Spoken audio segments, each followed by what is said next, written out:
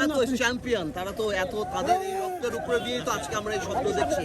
আমরা যেখানে 17 বছর আন্দোলন করে কাঙ্ক্ষিত লক্ষ্যে পৌঁছাতে পারিনি, সেই জিনিসটা তারা করেছে এবং এই কারণে জাতি সবসময় তাদেরকে স্মরণ রাখবে।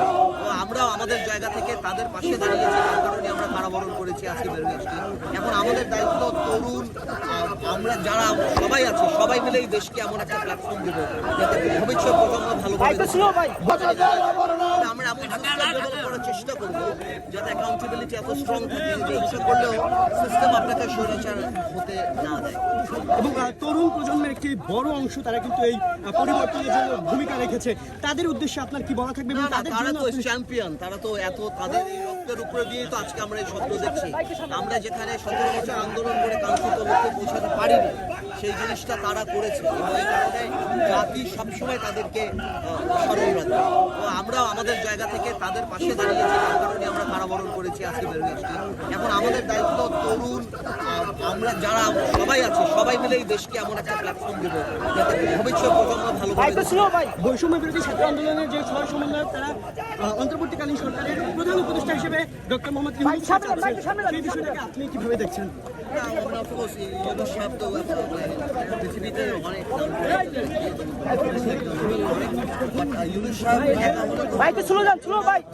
আছে, সেটা আমাদের দেখতে হবে। আসলে ওই একা চালানোর কনসেপ্ট থেকে বাংলাদেশকে সরে আসতে হবে।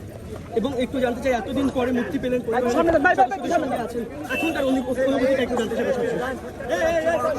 অনুভূতি এটাই যে একটা স্বাধীন বাংলাদেশে মুক্তি পেয়েছি, সেটাই মনে হচ্ছে। ভাই তো স্লোলি যান ভাই, না হলে আজকে আপনি যে মিছিল দেখছেন, এতে দেখছেন, এটা কোনোদিনও সম্ভব ছিল না।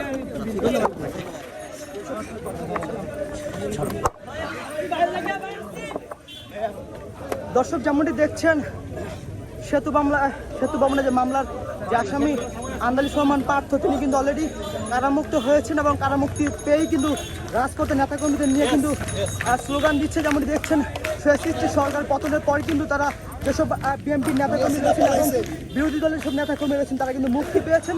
মুক্তির পরেই কিন্তু রাজপথে তারা দাপিয়ে বেড়াচ্ছে। যদি আপনাদের বলি, যেমনটি দেখছেন,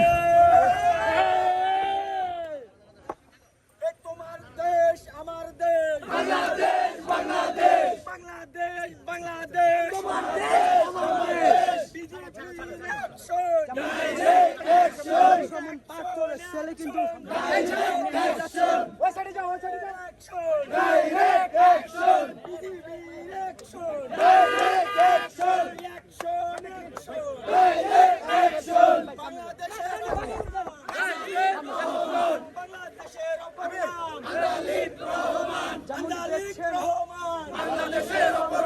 বাংলাদেশের অপর নাম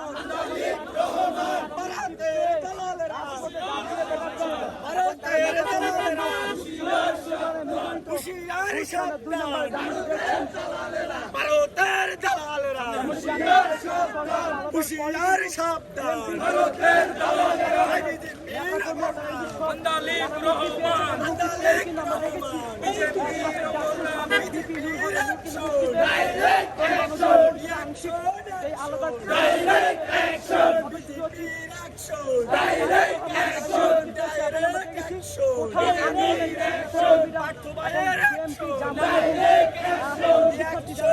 গ্রেপ্তার হয়েছে, তাদের কিন্তু মুক্তি দেওয়া হচ্ছে। যেমনটি আমরা দেখছি, আমাদের পাঠকে ঘিরে উৎসব মুখর পরিবেশ। যদি এক কথায় বলি, তাদের নেতাকর্মীদের মুখে স্লোগানে মুখরিত আন্দালিব রহমান পার্থর গাড়ি বহরকে ঘিরে। যেমনটি দেখছেন,